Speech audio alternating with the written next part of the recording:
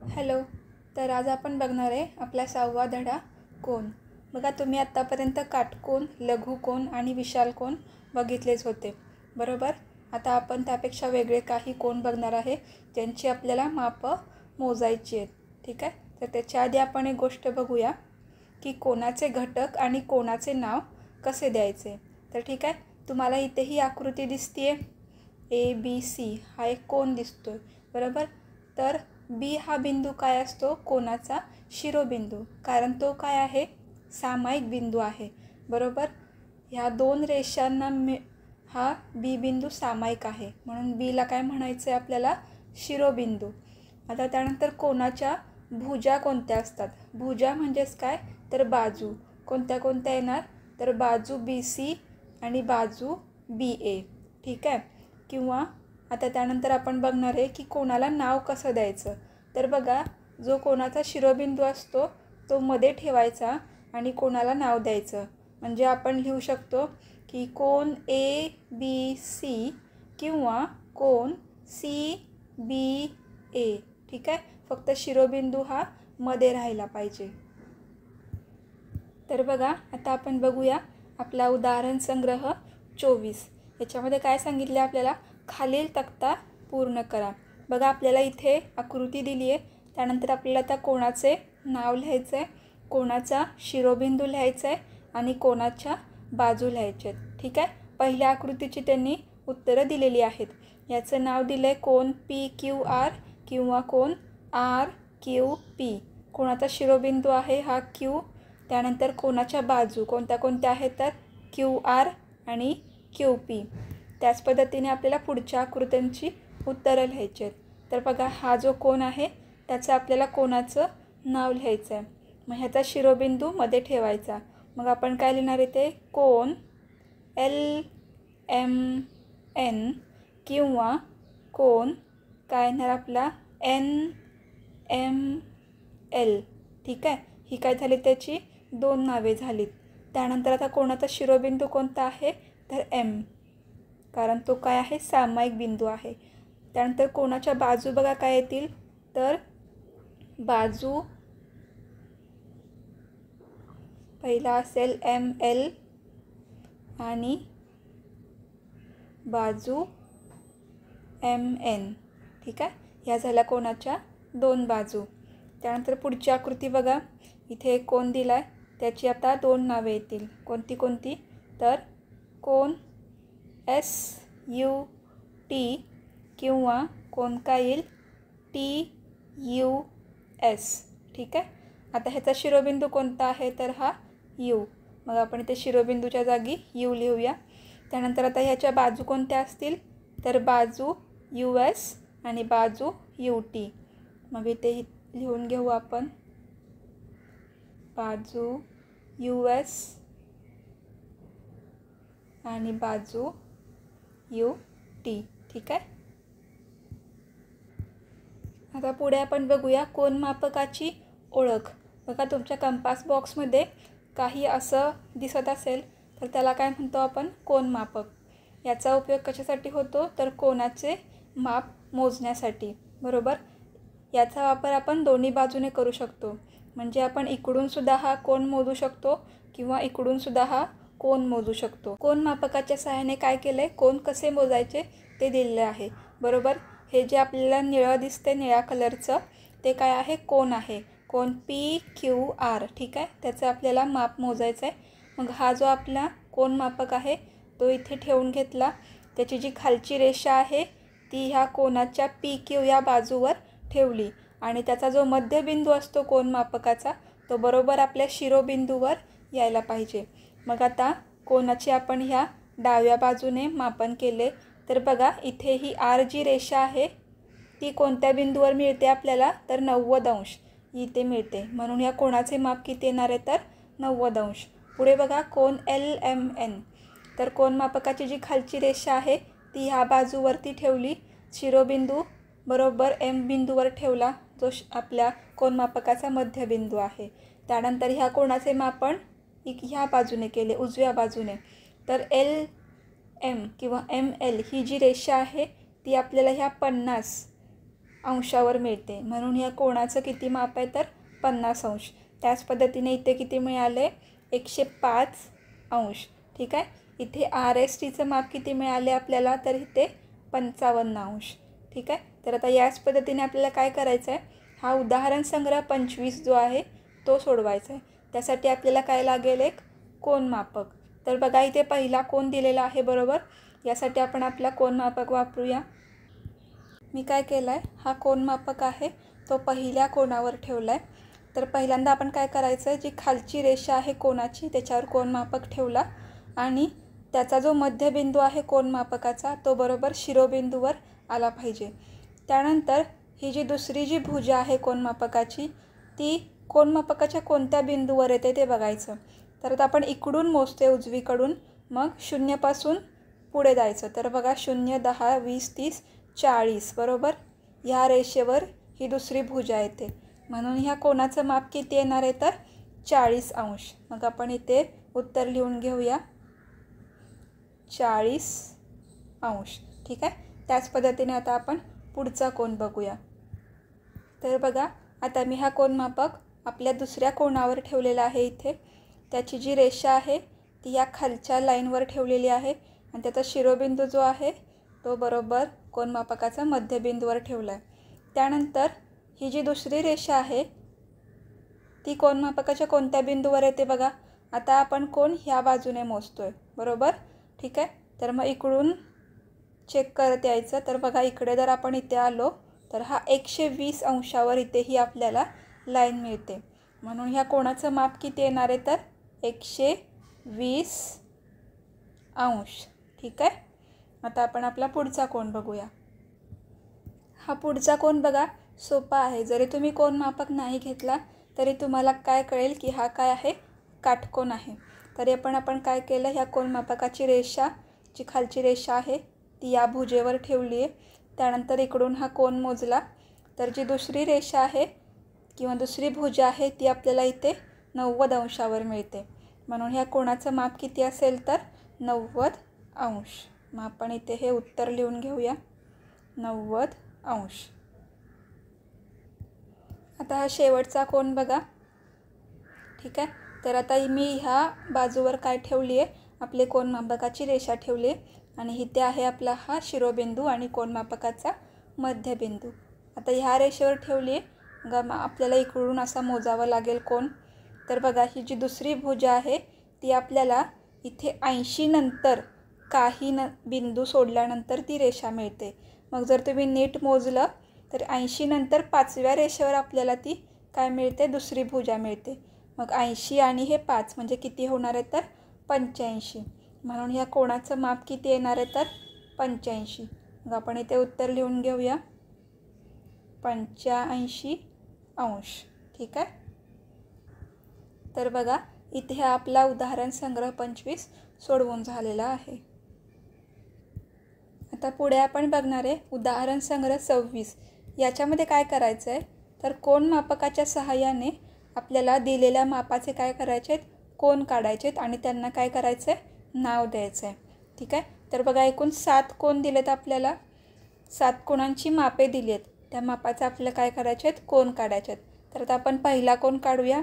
किती आहे तो 60 अंश. तर बघा इथे आपण एक रेषा काढून घेतलेली आहे. त्या रेषेला आपण नाव देऊया पहिला BC. ठीक आहे. आता आपण आपला कोनमापक घेणार आहे आणि कोनमापकाची खालची रेषा आपण BC या रेषेवर ठेवली. आपल्याला 60 अंशावर खूण करून घ्यायची आहे. त्यानंतर आता एक पट्टी घ्यायची आपली आणि पट्टीच्या सहाय्याने शिरोबिंदू आपला B आहे आणि जो 60 अंशाची खूण आहे त्यातून जाणारी आपल्याला एक काय काढायची आहे रेषा काढायची आहे. ठीक आहे. मग मी पट्टी अशा रीतीने ठेवते की ती B बिंदू आणि जो 60 अंशाची खूण आहे तिथे येईल. तर बघा आता मी ही पट्टी ठेवून ही रेषा काढलेली आहे. आपल्याला कोणाची दुसरी भुजा मिळाली तिथे आपण नाव देऊया A. ठीक आहे. आता आपण कोणाचे काय लिहिणार आहे माप लिहिणार आहे 60 अंश. त्यानंतर आपल्या कोणाचे नाव लिहायचं आहे खाली कोन ABC. हा झाला आपला कोन ABC. आता आपण आपला पुढचा कोन काढूया. त्याचं माप किती आहे बघा 120 अंश. आपण एक रेषा काढून घेतली, त्या रेषेला नाव देऊया QR. ही झाली कोणाची एक भुजा. त्या कोणाच्या एक भुजेवर आपल्याला आपला कोनमापक ठेवायचा आहे, बरोबर. त्याचा शिरोबिंदूवर बरोबर मध्यबिंदू यायला पाहिजे कोनमापकाचा, बरोबर. मग आता आपल्याला कोन काढायचा आहे 120 अंशाचा. मग तिथे आपण खून करून घेतली. त्यानंतर आपल्याला पट्टी घ्यायची आहे आणि पट्टीच्या सहाय्याने शिरोबिंदू आणि 120 अंशाची खून यातून जाणारी एक रेषा काढायची. त्यानंतर मी आता त्या भुजेला दुसरं नाव देते P. आणि आता आपल्याला कोणाचं नाव लिहून घ्यायचं आहे.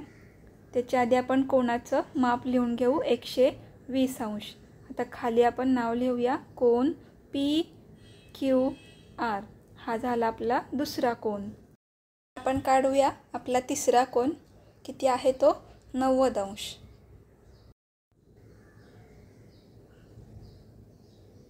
बघा आपण एक रेषा काढली परत एकदा. त्या रेषेला नाव दिलं आता इथे ST. ठीक आहे. कोनमापक घेतला 90 अंशाच्या. इथे काय करायचे आता आपल्याला खून करून घ्यायची. मी ते खून करून घेतली 90 अंशावर. आता परत एकदा पट्टी घ्यायची आणि पट्टीच्या सहाय्याने आपण काय करणार आहे तर जो आपला शिरोबिंदू आहे S आणि 90 अंशाची खून यातून जाणारी एक रेषा काढली. आता आपण त्या कोणाचं काय लिहूया माप लिहून घेऊया. त्याच्या आधी आपण इथे वरती भुजेला नाव देऊया R. ठीक आहे. मग कोणाचं माप दिलं 90 अंश आणि खाली आपण कोणाचं नाव लिहूया कोन RST.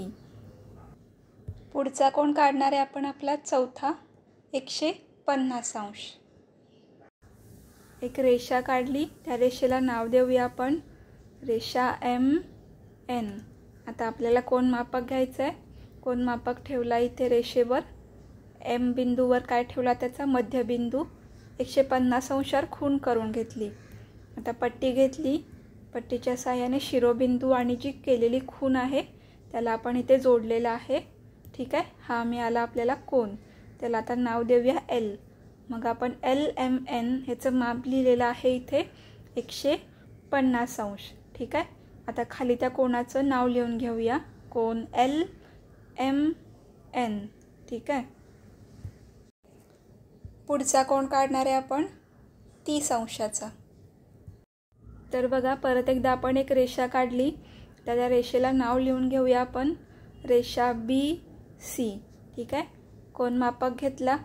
कोनमापकावर आपल्याला आता 30 अंशावर खून करून घ्यायची आहे.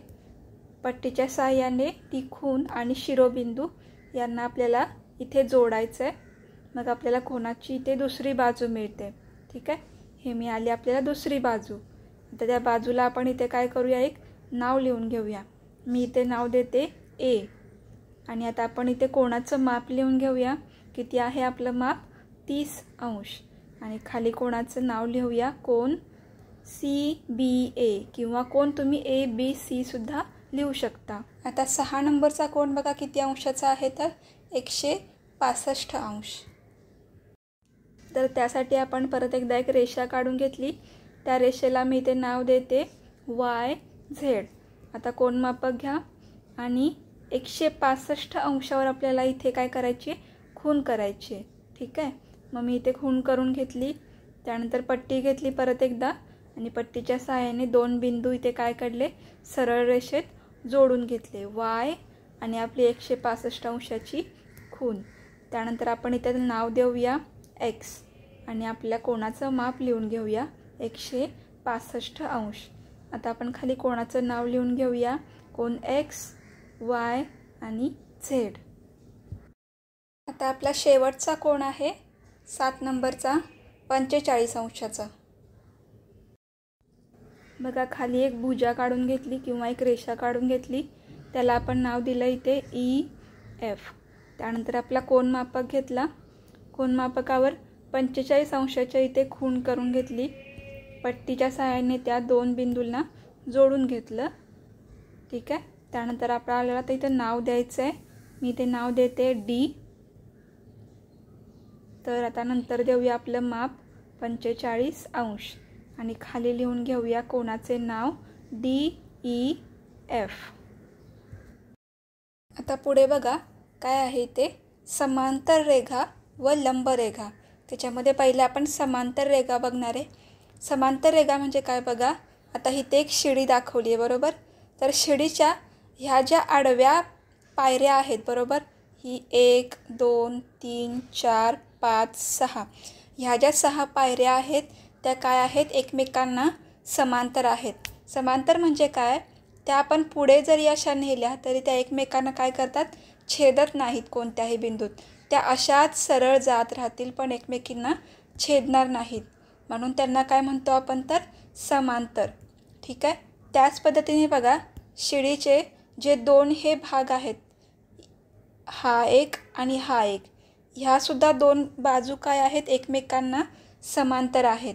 त्या 2 बाजू परस्परांना समांतर आहेत. ठीक आहे. त्याचप्रमाणे इथे खिडकी दाखवली आहे. तर खिडकीच्या ह्या ज्या रेषा आहेत बरोबर, लोखंडाच्या ज्या ह्या पाईप असतात त्या एकमेकांना काय आहेत, इथे समांतर आहेत. ठीक आहे. हे झाले समांतर रेखा. आता पुढे आपण बघणार आहे लंबरेखा. ठीक आहे. तर लंबरेखा म्हणजे काय बघा, आपल्या जमिनीवर किंवा रोडवर एखादा विजेचा खांब असतो. ठीक आहे. आता समजा ही काय आहे, जमीन आहे आपली, किंवा हा आपला रोड आहे आणि हा काय आहे, विजेचा खांब आहे. तर ह्या दोघांच्या मधला कोन किती असतो, तर 90 अंश. ठीक आहे. मग जेव्हा 2 रेषांमध्ये 90 अंशाचा कोन असतो तेव्हा काय असतात, त्या दोन्ही रेघा एकमेकांना लंब असतात. ठीक आहे. हे फक्त लक्षात ठेवा की जेव्हा 2 रेघा एकमेकींशी 90 अंशाचा कोन करतात तेव्हा त्या 2 रेघा एकमेकींना लंब असतात. आपण बघणार आहे आपला उदाहरण संग्रह 27. मग त्याच्यामध्ये पहिला प्रश्न इथे काय विचारला आहे की परिसरात आढळणाऱ्या समांतर रेघांची 2 उदाहरणे सांगा. ठीक आहे. मग बघा, जर तुम्ही तुमच्या घराची चौकट बघितली नीट तर ती कोणत्या आकाराची असते, तर आयताकृती आकाराची असते बरोबर.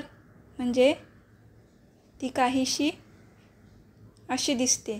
ठीक आहे. आता हा थोडासा चौकोन झाला आहे पण ती काय असते, आयताकृती असते. तर त्याच्या ह्या ज्या समोरासमोरच्या 2 बाजू आहेत त्या काय असतात, एकमेकांना समांतर असतात. त्याच पद्धतीने जर तुम्ही ही वरची रेषा आणि ही जर खालची रेषा घेतली चौकटीची, दाराच्या चौकटीची, तर त्यासुद्धा काय आहेत, एकमेकांना समांतर आहेत. हे झालं आपलं पहिलं उदाहरण, दाराची चौकट. ठीक आहे. त्यानंतर आपण काय म्हणू शकतो, तर जर तुम्ही खिडकीत बघितलं तर खिडकीचे जे ग्रिल असतात, ठीक आहे, ग्रिल म्हणजे काय, ज्या लोखंडाच्या पाईप असतात त्यासुद्धा काय असतात, एकमेकांना समांतर असतात. तर बघा, ही झाली आपली खिडकी. तर खिडकीमधल्या ज्या मधल्या ह्या पाईप असतात त्या काय असतात, एकमेकांना समांतर असतात बरोबर. ही झाली आपली समांतर रेघांची 2 उदाहरणे. त्यानंतर आता पुढे बघूया दुसरा प्रश्न काय विचारला आहे. तर बघा, दुसरा प्रश्न आहे परिसरात आढळणाऱ्या लंब रेघांची 2 उदाहरणे सांगा. लंब म्हणजे काय, ज्या 2 रेघा एकमेकींशी 90 अंश करतात. तर पहिलं उदाहरण म्हणजे काय बघा, मी मगाशी सांगितल्याप्रमाणे की लाईटचा जो खांब असतो आपल्या रोडवर. ठीक आहे. तर बघा, हा समजा आपला रोड आहे आणि हा काय आहे, लाईटीचा खांब आहे किंवा विजेचा खांब आहे. तर हे जे 2 असतात ते एकमेकींशी 90 अंशाचा कोन करतात. तुम्ही काय लिहू शकता, तर लाईटचा खांब आणि जमीन. ठीक आहे. हे झालं पहिलं उदाहरण. त्यानंतर दुसरे उदाहरण कोणतं सांगता येईल, जर तुम्ही बागेत गेला असाल तर बघा, घसरगुंडी कशी असते, हे घसरगुंडीचे खांब आहेत समजा, आणि ही काय आहे, आपली घसरगुंडी, आणि ही खालची बागेतली ही जी खालची काय आहे, जमीन आहे. तर घसरगुंडीचा हा जो उभा खांब आहे तो आणि आपली जमीन हे काय करतात, 90 अंशाचा कोन करतात. म्हणजे ते काय होतात, एकमेकींना लंब होतात. तर हे झाले लंबरेघांची 2 उदाहरणे. आता पुढे बघूया काय विचारला आहे. तिसरा प्रश्न, खालील आकृत्या पहा, प्रत्येक आकृतीतील दिलेल्या रेघा परस्परांना समांतर आहेत की लंब आहेत ते ठरवा व खालील चौकटीमध्ये लिहा. तर बघा, पहिल्यांदा त्याने दिलेलं आहे पहिल्याचं उत्तर की समांतर रेघा, ह्या ज्या 2 रेषा आहेत त्या एकमेकांना समांतर आहेत. इथे काय आहेत, लंब आहेत. आता तिसरं बघा काय आहे, ह्या ज्या 2 रेषा दिल्यात त्या एकमेकांना समांतर आहेत बरोबर. त्या आपण वाढवल्या तरी त्या कुठेही छेदणार नाही आहेत पुढे जाऊन, म्हणून ह्यासुद्धा काय असणार आहेत, तर समांतर असणार आहेत. मग मी इथे लिहून घेते. की ह्या रेषा काय आहेत, समांतर.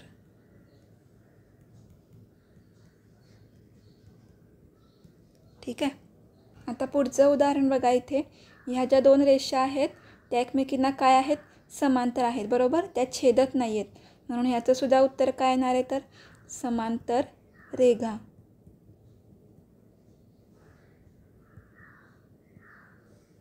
आता शेवटचं बघा प्रश्न.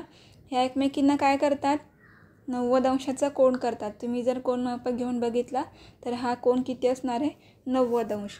त्यामुळे ह्या काय येणार आहेत, तर लंब रेघा. ठीक आहे. इथे आपला हा धडा संपलेला आहे.